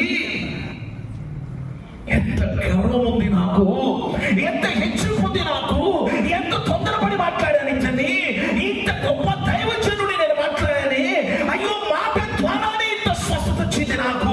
నా జీవితంలో ఇంతకంటే గొప్ప వ్యక్తి నేను ఎక్కడన్నా చూస్తారా? నిజమైన దేవుడు ఆయనే. దేవుని స్తోత్రం చెప్తావా? హల్లెలూయా. గర్వం ఎక్కడికి వచ్చింది? అరికాల్లోకి వచ్చింది. ఎత్తబడిన తల వంచబడింది, ఎక్కబడిన గుర్రము దిగాడు. పశ్చాత్తాపం వచ్చింది హృదయంలోకి. ప్రభువుని రక్షకుడిగా అంగీకరించాడు. మారు మనసు వచ్చింది. ఇప్పుడు మరలా వచ్చి దావీదు దగ్గర నిలబడ్డాడు. పాపమును గురించి పశ్చాత్తాపం వస్తే ఎవడైనా వంగాల్సిందే. దేవుని స్తోత్రం చెప్తానా? హల్లెలూయా. నీ తల ఎగురు, నీ ఎగురు పాటు, నీ మాటలు ఇవన్నీ కొంతకాలమే. గుర్రం మీద ఎక్కిన వాడిని దింపగలిగిన దేవుడు ఆయన. దేవుని స్తోత్రం చెప్తామా? హల్లెలూయా. హల్లెలూయా. రాజకోటలో ఉన్నవాడిని అడవిలోకి పంపించి గడ్డిని మేపినవాడు ఆయన. మనమెంత, మన గర్వం ఎంత, మన హెచ్చుపు ఎంత, మన మాటలెంత, మన చూపెంత, మన నడకెంత, మన సవాలెంత. మనము తగ్గించుకొని ప్రభు దగ్గరకు వస్తే నయమానులాగా దీవించబడతాం. దేవుని స్తోత్రం చెప్తావా? హల్లెలూయా. ఇప్పుడు వచ్చి దైవజనుడికి నిలబడ్డాడా లేదా చెప్పండి. ఎలీషా మాట్లాడుతున్నాడా లేదా? ప్రార్థన చేస్తున్నాడా లేదా? తగ్గించాడా లేదా? దేవునికి స్తోత్ర. ఒక మానవుడు తన పాపమును గురించి పశ్చాత్తాపపడితే వచ్చే ఫలితమే నైబాను పొందుకున్నాడు. దేవునికి స్తోత్రం చెప్తామా? హల్లెలూయా. ఇప్పుడు నైబాను ప్రార్థన చేయలేదా? నైబానుకి ఎలీషా ప్రార్థన చేయలేదా? మాట్లాడలేదా? చెప్పండి. ఎందుకు మాట్లాడు? నువ్వు గర్వంగా ఉంటే దేవుడు ఏర్పాటు చేసుకున్నవాడు కూడా నీకంటే గొప్పవాడే. దేవునికి స్తోత్రం చెప్తామా? హల్లెలూయా. కృష్ణ ప్రియమైన దేవుని బిడ్డలారా, అమెరికన్ ప్రెసిడెంట్ వస్తున్నాడు అంటే ఎంత గొప్పవాడైనా లేచి నమస్కారమో చేయాల్సిందేనా లేదా? చెప్పలేదమ్మా, చేయాలా లేదా? కానీ సేవకుడు వస్తున్నాడంటే అమెరికన్ ప్రెసిడెంట్ కూడా లేచి వందనాలు చెప్తాడు. దేవునికి స్తోత్రం చెప్పండి. ఇప్పుడు ఎవరు గొప్పవాళ్ళమ్మా? సేవకుడే గొప్పవాడు. సేవకుడు నీ మేలు కోరుతాడు. సేవకుడు నీ మంచి కోరుతాడు. సేవకుడు నీ క్షేమము కోరుతాడు. నువ్వు పాడైపోవాలని ఏ సేవకుడు కూడా కోరుకోడు. గుర్తుపెట్టుకో.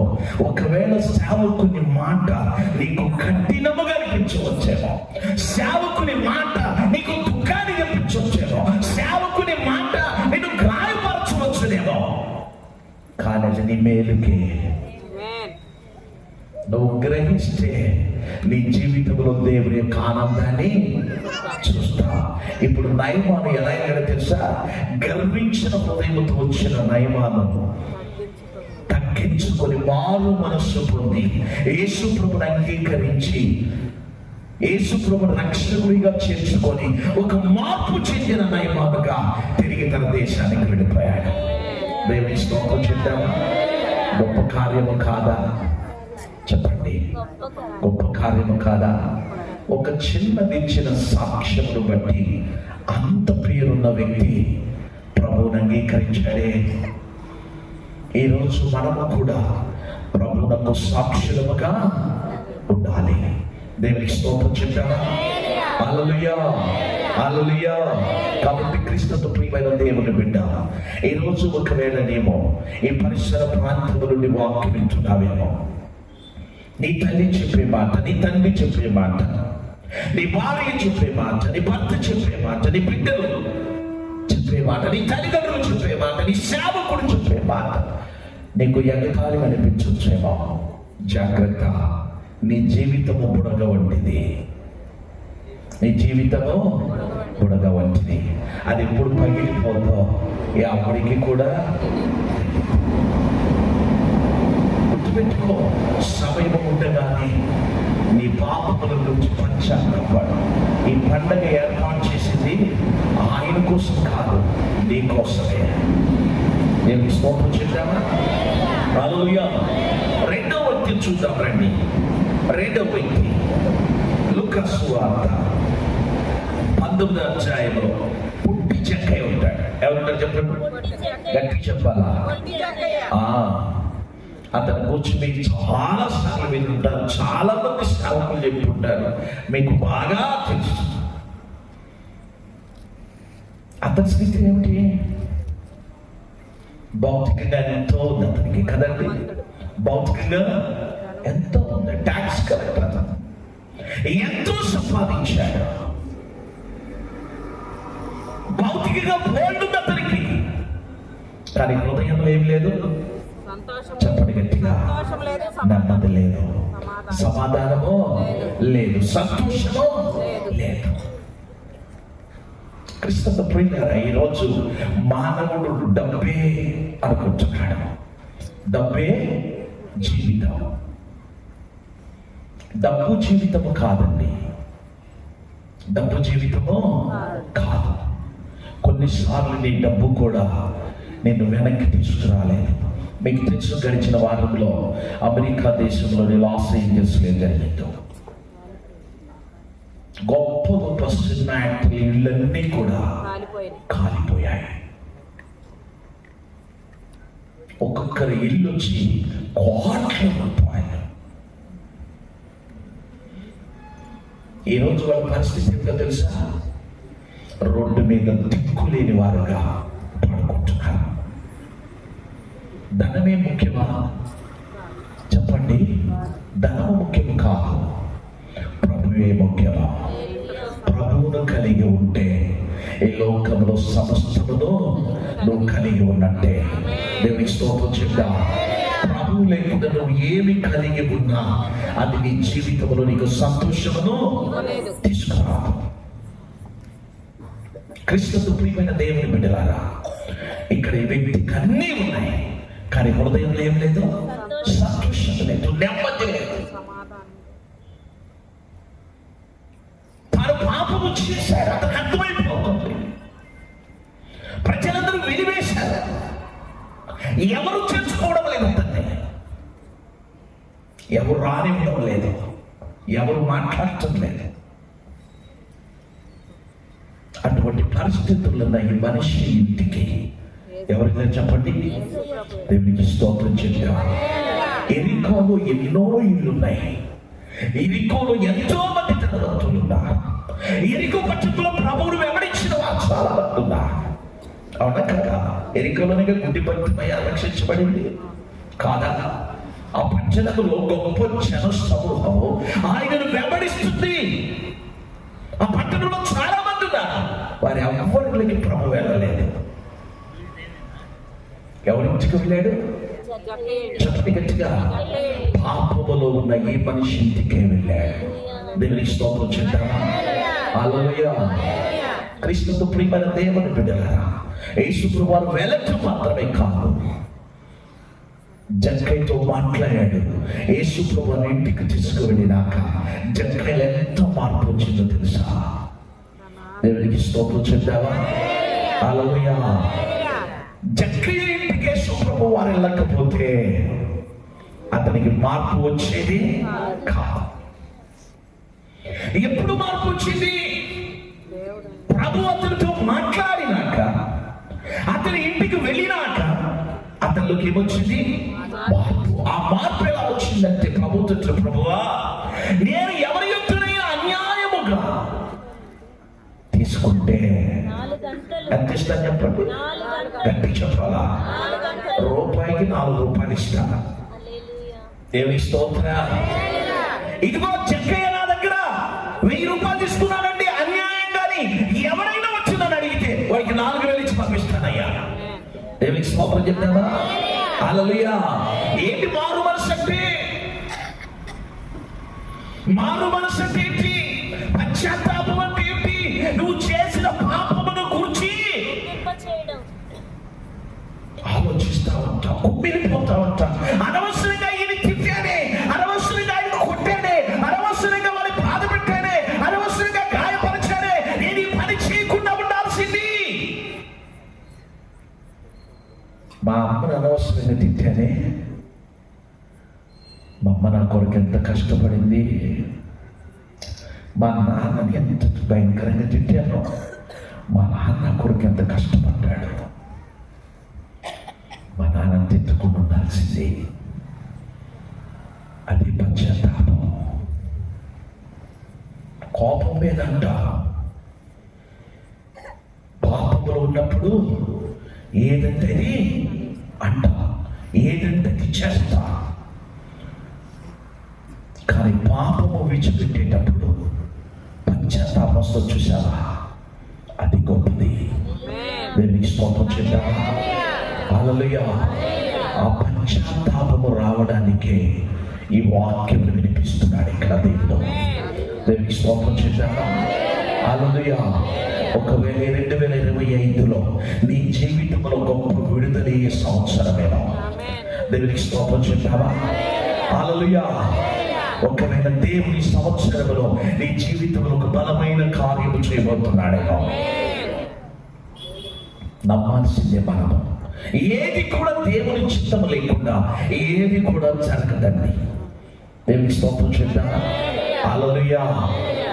ఇప్పుడు జక్కయ్యకి ఏమొచ్చింది? అందుకే ప్రభు వచ్చినాడు, ఇతడును ఎవరు చెప్పండి?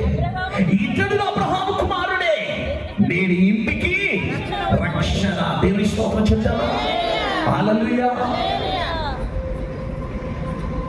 క్రీస్తు ప్రియులారా, ఒక మనుషుడు పశ్చాత్తాపడాలి అంటే ఆ మనిషిని చదివిన మొదట వాక్యము వినాలి. ఏమి వినాలి చెప్పండి? గట్టి చెప్పాలా? కొంచెం ఒక మాట చెప్తారు, కఠినంగా ఉంటుంది, అయినా మీరు బాధపడరు. చెప్పంటారు వద్దా? అమ్మ చెప్పంటారు వద్దా? కొంచెం కఠినంగా ఉంటుంది. తర్వాత మీరు నన్ను తిట్టుకోవచ్చు, పాశ్చాత్యంతో అయినా చెప్పొచ్చు, నేను ఎందుకు తెచ్చావయ్యా నువ్వు అని. ఏమి అనవండి అన్నప్పుడు ఒకసారి చేతులు చెప్పండి, గట్టిగా చెప్పండి. Very good. పశ్చాత్తాపం ఎప్పుడు వస్తుందంటే వాక్యములు విన్నప్పుడు వస్తుంది. ఎప్పుడు వస్తుంది చెప్పండి? గట్టిగా చెప్పాలి. మీరు వారం వారం మందిరానికి వస్తున్నారా? గట్టిగా చెప్పాలా? వాక్యం వింటున్నారా? అమ్మ వింటున్నారా? వాక్యము వింటున్నా, వారం వారం మందిరానికి వస్తున్నా, వారం వారం వాక్యం వింటున్నా, వారం వారం ఆరాధన చేస్తున్నా, ఉపవాస ప్రార్థనకు వస్తున్నా, కొంతమందిలో మార్పు రాదు. కొంతమంది ఏమి రాదు? గట్టిగా చెప్పాలా? ఆ కోపం పోదు, ఆ బూతులు పోవు, ఆ అసూయ పోదు, ఆ మోసపూరితమైన మాటలు పోవు. అవునంటారా కాదా? చెప్పండి గట్టిగా. మనం వాక్యం వింటున్నామా లేదా? మా ఇంటి దగ్గర ఒక అతను ఉన్నాడు, ఎప్పుడు తాగుతూ ఉంటాడు, కొంచెం రవిజం చేస్తాడు. నేను ఒక రోజు అడిగాను, అరే బాబు, మీ ఆవిడ ప్రార్థనకి వెళ్తుంది, నువ్వు కూడా ప్రార్థనకి వెళ్ళొచ్చు కదా, ఎందుకు ఈ విధమైన పని అన్నాను. ఆయన అన్నాడు, మాస్టర్ గారు, మా ఆవిడ ప్రార్థనకి వెళ్తున్న దగ్గర నుంచే నేను కొంచెం ఎక్కువ తాగుతున్నానండి అన్నాడు. ఏమన్నాడు? నేను కొంచెం ఎక్కువ తాగుతున్నాను అన్నాడు. అదేంటి? ఎందుకన్నా? అది ప్రార్థనకి వెళ్ళక ముందే బాగుంది, ప్రార్థనకి వెళ్ళొచ్చినాక దాని నోరు భయంకరంగా మారిపోతుంది అన్నాడు. ఇప్పుడు చెప్పండి, ఆ భర్త మారకపోవడానికి కారణము చెప్పాలా? భార్య కాదా? ఇప్పటికీ ఆ మనుషుడికి మారు మనసు రాలా, ఇప్పటికీ నోరు తగ్గల. 6 గంటలకు స్వరం వినబడిందంటే అదే కదా.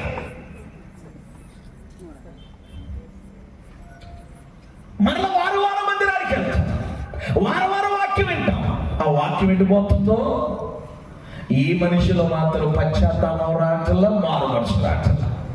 మళ్ళీ చక్కగా ఎలా వెళ్తుందంటే ప్రార్థనకి, చూసే వాళ్ళకి అట్లా వెళ్ళాలి, ప్రార్థనకి అన్నట్టు వెళ్ళింది.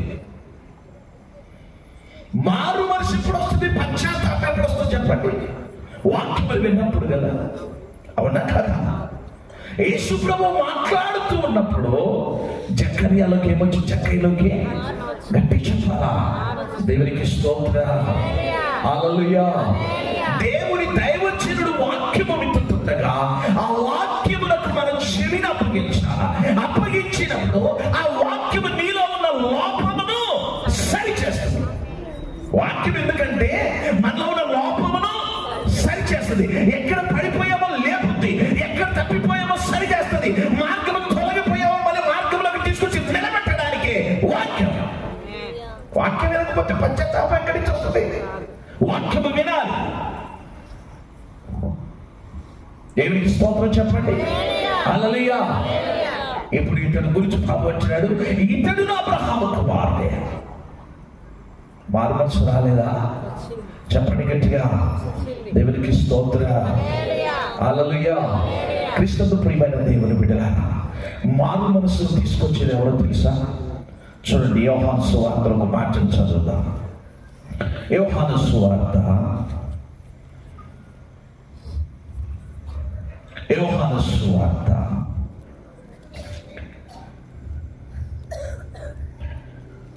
1 నిమిషంలో దేవునికి స్తోత్రం.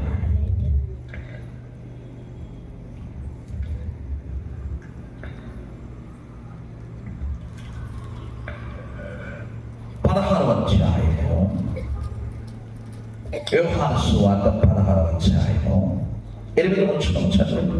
ఆయన వచ్చి పాపమును గూర్చియు ఆయన వచ్చి పాపమును గూర్చియు పాపమును గూర్చి నీతిని గూర్చియు నీతిని గూర్చి తీర్పును గూర్చియు తీర్పును గూర్చి లోకమును ఒప్పుకొన చేయును. ఎవరు ఆయన? యేసు. గట్టి చెప్పాలా? గట్టి చెప్పాలా? పరిశుద్ధాత్ముడు. మీరు సరిగ్గా చదవండి. ఆ పై వచనంలో ఏమంటే, నేను మీకు సత్యము చెబుతున్నాను, సత్య స్వరూపి అయిన ఆత్మ. అంటే ప్రవర్తనాడు. నేను వెళ్తున్నాను, నేను వెళ్ళి ఏం చేస్తాను? నేను వెళ్ళి ఏం చేస్తాను? ఆదరణకర్తను పంపిస్తా. అంటే ఎవరిని? పరిశుద్ధాత్ముడు పంపిస్తా. పరిశుద్ధాత్ముడు ఏం చేస్తాడు? సర్వసత్యములోకి నడిపిస్తాడు. వచ్చిన పరిశుద్ధాత్ముడు ఏం చేస్తాడు? పాపమును గూర్చియు నీతిని గూర్చియు తీర్పును గూర్చియు లోకమును ఒప్పింపచేయును. మీరు స్తోత్రం చెప్తామా? హల్లెలూయా. ఇప్పుడు పరిశుద్ధాత్ముడు లోకములో ఉన్నాడా లేదా? ఒక మనుషుడు వచ్చి అయ్యా నేను పాపము చేశాను అంటున్నాడు అంటే ఆ మనిషిని ఒప్పింప చేస్తుంది ఎవరు? గట్టి చెప్పాలా? దేవునికి స్తోత్రం. ఈరోజు పరిశుద్ధాత్ముడు పాపములో ఉన్న వాడిని పాపమును గురించి ఒప్పింప చేస్తున్నాడు. దేవునికి స్తోత్రం చెప్పాలా? హల్లెలూయా. కాబట్టి క్రీస్తు ప్రియమైన దేవుని బిడ్డలారా, పాపమును గురించి పశ్చాత్తాపము కలుగు చేయవాడే పరిశుద్ధాత్ముడు. అపొస్తలుల కార్యము 2వ అధ్యాయము 37వ వచనం చూడండి. అపొస్తలుల కార్యము 2:37లో వారు ఈ మాట విని హృదయములో అంటే పశ్చాత్తాపడ్డారు. ఏ మాట? ఏ మాట అండి? మీరు నీతిమంతుడైన యేసుక్రీస్తును సిలువకు అప్పగించింది. మీరు అప్పగించారు ఆయన సిలువకి. ఆయనను సిలువ వేయండి, సిలువ వేయండి మీరు అరిచి కేకలు వేశారు. మీరు అప్పగించారు ఆయన కంటే వారు అంటున్నారు, అయ్యా మాకు తెలియదండి, మేము తప్పు చేశాము, మమ్మల్ని క్షమించండి. నొచ్చుకుంటున్నారు వాళ్ళు. అంటే వారి కింద రాయబడింది వారు గుర్చబడిన వారై. ఏమయ్యారంటే చెప్పండి? పొడవబడిన వారై. అంటే మనకి ఏమొచ్చింది? పశ్చాత్తాపము. తప్పు చేశామండి, మేము తప్పు చేశాం. తప్పు చేశామనే పదం ఎప్పుడు వచ్చింది? నీ తప్పును నువ్వు తెలుసుకున్నప్పుడు. అంతేనా కదమ్మా? చెప్పండి గట్టిగా. సారీ ఎప్పుడు చెప్తావు? సారీ అండి పాష గారు అంట. అంటే అర్థం ఏంటి? నేను తప్పు చేశాననే కదా. లేకపోతే సారీ చెప్తావా? చెప్పండి గట్టిగా. ఒకసారి నేను మీటింగ్కి వెళ్ళి వస్తున్నా కాకినాడ. వస్తుంటే విజయవాడ ఎంజీ రోడ్లో ఏలూరు రోడ్లో సిగ్నల్ లైట్ వేసేసి నేను కార్ ఆపాను. నా ముందు హోండా సిటీ కార్ ఆడాను. ఇంతకు ఫోన్ వచ్చింది.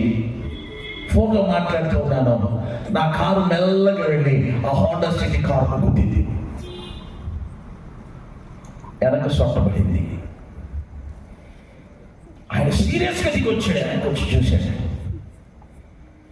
మీ మీద కేసు పెట్టడం, కారు పక్క పెట్టండి అన్నాడు. సరే నేను కూడా సిగ్నల్ వేసాడు, పక్కకు పెట్టాను. వెళ్ళి చూశాను. కొంచెం డ్యామేజ్ అయ్యింది. ఏదన్నా తప్పు నాదే, తప్పు నాదే. దానికి అయినటువంటి ఖర్చు నేను పెట్టుకుంటాను అన్నాడు. అతను అన్నాడు సీరియస్గా, 10,000 అవుతున్నాడు. అంత అవదని నాకు తెలుసు. అంతలో వాళ్ళు మామయ్య ఉన్నాడు లోపల కారు. ఆయన దిగొచ్చి అన్నాడు, 2,000 ఇవ్వండి చాలు అన్నాడు. ఏమన్నాడు? 2,000 ఇవ్వండి చాలు అన్నాడు.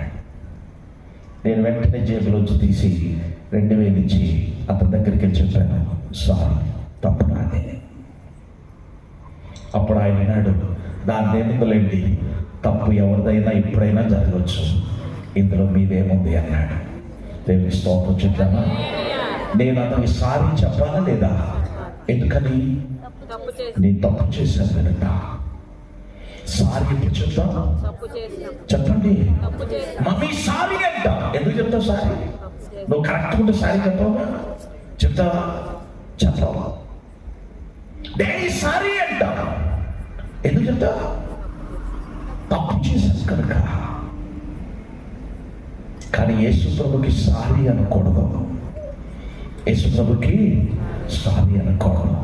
పశ్చాత్తాపంతో రావాలి, అది పాదముల చెంత మోకరిల్లాలి. ప్రభువా నన్ను క్షమించు అని హృదయపూర్వకముగా అడిగితే అప్పుడు క్షమించబడతా. దేవునికి స్తోత్రం. చివరికి ఒక్క మాట చూపించి ముగిస్తా. యోనా గ్రంథము 2వ అధ్యాయము, యోనా గ్రంథం 2వ అధ్యాయం 10వ వచనం చదవండి. అంతలో యెహోవా మధ్యమునకు 10వ వచనం. యోనా గ్రంథము 3వ అధ్యాయము 10వ వచనం. ఈ నీనివే వారు ఏం అనుకున్నారు? Page number 763. ఈ నీనివే వారు తమ చెడు నడతలను మానుకొనగా వారు చేయించున్న క్రియలను దేవుడు చూచి పశ్చాత్తపుడై వారికి చేయుదును, తాను మాట ఇచ్చిన కీడు చేయక. చప్పట్లు కొట్టండి. పశ్చాత్తాపం నీకే కాదు, దేవునికి కూడా వచ్చు. కానీ దేవునికి కొంచెం పశ్చాత్తాపం ఉందే, అది మనకు జీవం ఇస్తుంది. దేవునికి స్తోత్రం చేద్దామా? నీనివే వారు ఏం చేశారంట? సువార్తను విని తమ చెడు నడతలను మానుకున్నారంట. వాక్యము విని ఇక పాపము చేయము అని ఒప్పుకున్నారంట. వాక్యము విని పాపము చేయము అని ఒప్పుకుంటే దేవుడు వారిని చూసి ఈ పట్టణానికి వీరికి కీడు చేయాలి. వీడు మాటించలేదు. ఎన్నిసార్లు చెప్పిన వీడు మాటించలేదు. ఎంతమందిని పంపించినా మాటించలేదు. ఎంత స్వార్థ వినిపించినా మాటించలేదు. వీడి సంగతి తేల్చాలి అనుకున్నప్పుడు దేవుని కోపం వచ్చి యోనాను పంపించి ఫైనల్ గా మళ్ళీ స్వార్థ చెప్పించాడు. అప్పుడు వారు తమ చెడు నడతను మానుకొని ఉపవాసం ఉండి చేతులెత్తి ప్రార్థన చేశారు. దేవుని స్తోత్రం చెప్తారా? హల్లెలూయా. అప్పుడు దేవుడు అనుకున్నాడు, అయ్యో ఎంత తొందరపడి అనుకున్నాను వీరిని నాశనము చేయాలని. ఎంత తొందరపడ్డాను నేను, ఎందుకు అనుకున్నాను వీరిని నాశనం చేయాలని. వీరందరూ కూడా తమ చెడు నడతను మానుకున్నారే. గుర్తుపెట్టుకోండి ప్రియులారా, దేవుడు కోపించేవాడు కాదు, దేవుడు ప్రకటించుకునేవాడు అంతకంటే కాదు. ఏ తండ్రి కూడా ఏ బిడ్డను పాడైపోవాలని కోరుకోడు. ఏ తండ్రి కోరుకోడు. దేవుడు కూడా మనల్ని బిడ్డలాగే ప్రేమిస్తున్నాడు. నువ్వు పాడైపోవాలని దేవుడు కోరుకోవడలేదు. నువ్వు నాశనం అయిపోవాలని దేవుడు కోరుకోవడలేదు. నువ్వు మారు మనసు పొందాలి. నీ పాపమును విడిచిపెట్టాలి. నువ్వు ప్రభువును వెంబడించాలా. ఆయన పాదముల చెంతకు రావాలని ఆయన కోరుకుంటున్నాడు. ఏమి స్తోత్రం చెప్తామా? 24 ఎలా గడిచిపోయిందో తెలియదు. 25లోనైనా నువ్వు మారు మనసు పొందు. 25లోనైనా నీ చెడు నడతను మానుకొని ప్రభు దగ్గరకు వచ్చి క్షమాపణ అడుగు. నీ జీవితంలో నువ్వు ఎప్పుడైతే ప్రభువును క్షమాపణ అడుగుతావో ఆ దినము నుండి నీ జీవితంలో ఒక నూతనమైన ఆశీర్వాదకరముగా దేవుడు మార్చబోతున్నాడు. దేవునికి స్తోత్రం. హల్లెలూయా. కాబట్టి రాత్రి కాలంలో పరిశుద్ధాత్మ దేవుడు నీతో మాట్లాడుతూ ఉన్నాడు. కాబట్టి వాక్యము విను, మారు మనసు పొందు, పాపమును విడిచిపెట్టు, పశ్చాత్తాపపడు, ప్రభువునకు మహిమకరముగా, నీ కుటుంబానికి సంతోషకరముగా, సంఘానికి సంతోషకరముగా బ్రతుకు. ఏ పరిస్థితులు వచ్చినా ప్రభు నీకు తోడై ఉండి నడిపిస్తాడు. కళ్ళు మూసుకొని ప్రార్థన చేసుకుంటావు. కళ్ళు మూసుకొని ప్రార్థన చేసుకుందాం. అందరం లేచి నిలబడదాం. అందరం లేచి నిలబడి రాత్రి కాలంలో ఒక్కసారి మనం పరిశీలన చేసుకుందాం. నీ హృదయం స్థితి ఎలా ఉందో ఈ రాత్రి, నీ హృదయం ఎలా ఉందో దేవుని సన్నిధిలో ఒక్కసారి పరిశీలన చేసుకో.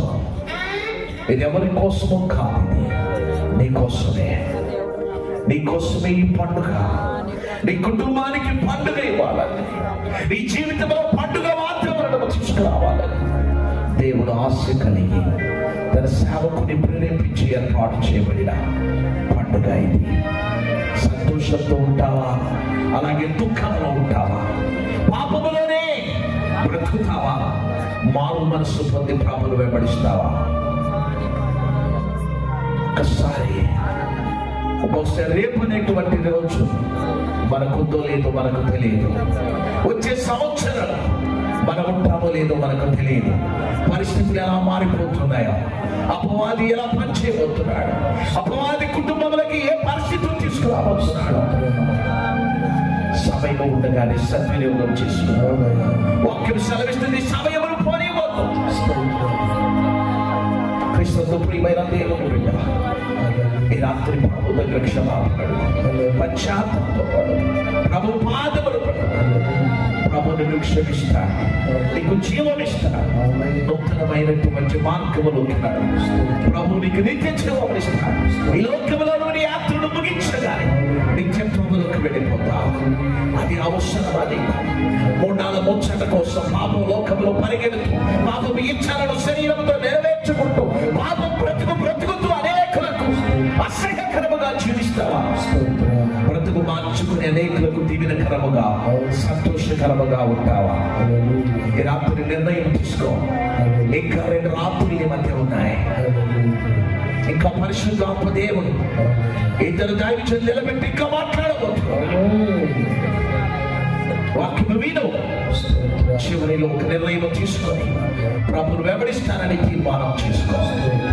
అప్పుడు నీకు నిజమైనటువంటి పండుగ ఆ వాతావరణాన్ని ప్రభు ఇస్తాడు. ప్రార్థన చేసుకుందాం. 2 చేతులు పైకి. ఒక చిన్న ప్రార్థన రాత్రి చేద్దామా? వాక్యం ఇచ్చుదా? పరిస్థితులు మారట్లేదు. వాక్యం ఇచ్చుదా? ఆలోచనలు మారట్లేదు. వాక్యం ఇచ్చున్నాను, నడత మారట్లేదు. వాక్యం ఇచ్చున్నాను, బ్రతుకు మారడం లేదు. ఈరోజు మార్చుకుంటానని ఒక తీర్మానం చేసుకుందా. ఒక తీర్మానం చేసుకుందా.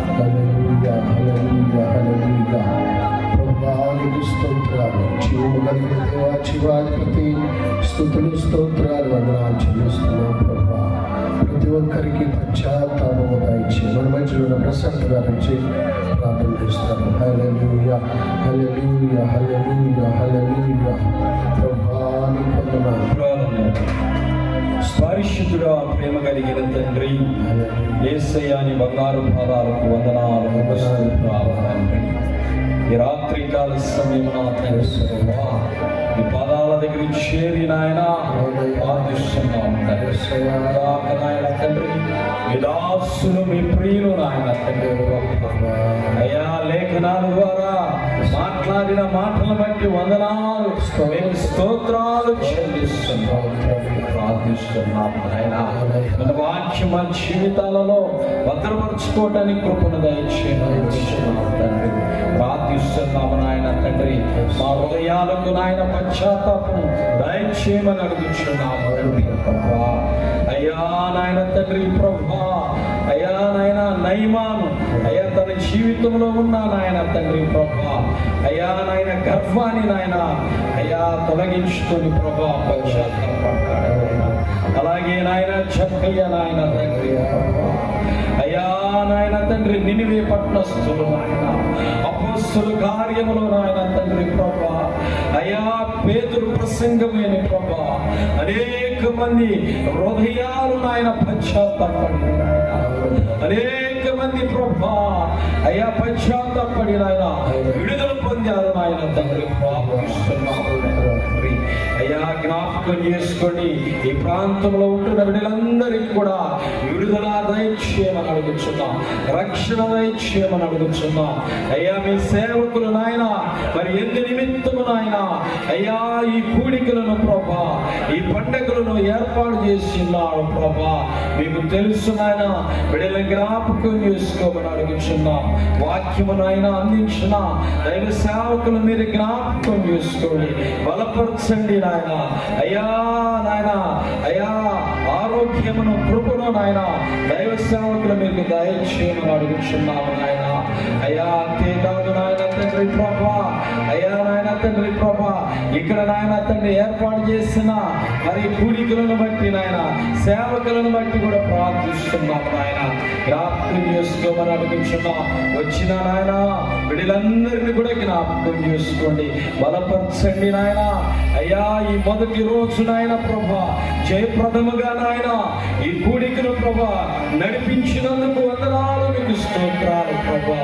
ఇక 2 రోజులు ఉండగా నాయన ఆ 2 రోజులు నాయన తండ్రి ప్రభా నీ నామ మహిమార్థంగా మీరు వాడుకుని అనేక మంది బిడ్డలు నడిపించమని, నీ సన్నిధి నీ కృప ఇక్కడ ఉంచమని నీకే మహిమ చెల్లిస్తూ యేసు నామమున అడుగుచున్నాము తండ్రి.